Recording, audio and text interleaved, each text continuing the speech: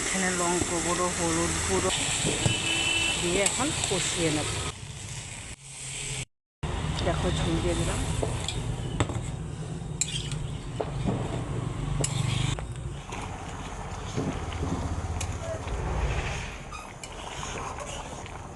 এখন মাছটা দিয়ে দিচ্ছি।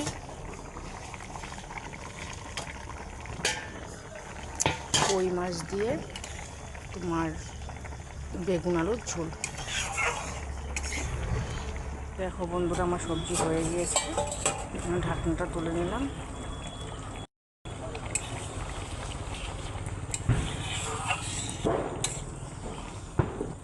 দেখো সবজিটা নামিয়ে নিয়েছি, কেমন হয়েছে তোমরা বলবো।